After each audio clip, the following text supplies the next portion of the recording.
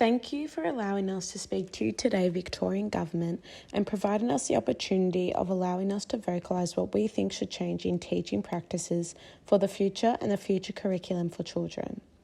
My name's Athena and my partner's name is Luke. Our work is focused on the contingent topic which occurs today in society with social media and technology, solely the effects it has on youth wellbeing and their future. Now, social media, of course, has its benefits. It allows us to connect with people, emphasises relationships, forms friendships. You can seek job opportunities. You can enhance your skills through YouTube, find recipes. However, those benefits play such a small role when you compare it to the bigger picture. The pressing issue, which is being treated extremely lightly, is the need of validation and the impact influencers are making. People often don't look at the more damage they're creating than better for the world. Yes, these influencers are advising young children what products to use and how to overcome certain obstacles in life, making them a role model for these children. However, these influencers at the same time are posting provocative images on social media which are distasteful, have lip fillers and over-enhancing their natural beauty with cosmetic surgery. These young girls who follow the influencers then aspire to do the same so they can look the same and receive the same validation and attention as these influencers.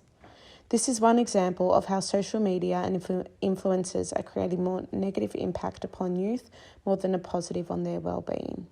They make young girls feel insecure and that they are not good enough, and often this provokes for them to enhance their appearance with surgery and fillers.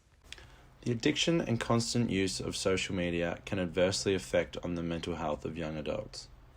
Weinstein's journal article from News, Media and Society followed 26 high schoolers surrounding their use of social media. Their study exhibited that the fear of being judged on these platforms is one that severely affects what they post. Further contributing to this, the research displays that the high schoolers' self-esteem issues were stemming from an envy of other users, portraying a more lavish lifestyle or appearance. Through this research, it is apparent that these platforms can negatively impact upon an individual's mental health, in particular young children and adolescents. The negative impacts are causing ripple effects upon their well-being, mental health, which then they'll carry with them every day and bring with them to school. This affects their education, tarnishing their capabilities to reach its full potential. It will alter their learning patterns and shift it to a foreign area that teachers will not have been equipped to deal with. Hence why this issue needs to be recognised, and teachers progressively will have to be trained to deal with circumstances as such in the future for their classrooms. Having explored the harmful impacts of social media use, we now turn to how the positive use of these platforms can be beneficial for an individual's health and well-being. Radovich's research from the Journal of Adolescence explored 23 teenagers suffering from depression.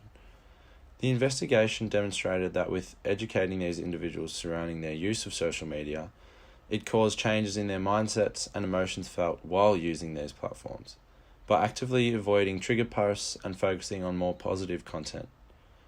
This research evidently displays how education of the improper and correct use of social media is one that could be significantly beneficial.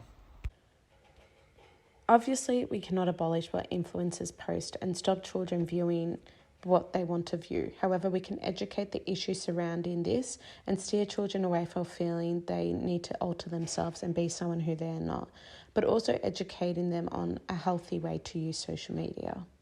We can implement workshops which practice self-confidence, teaching children to embrace who they are and assist them in recognising that they are uniquely beautiful and that they don't have to change who they are.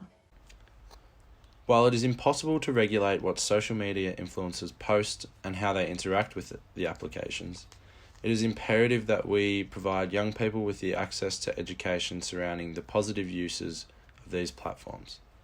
This starts with you, the Victorian Government, actively helping us change the way we teach our youth to utilise social media.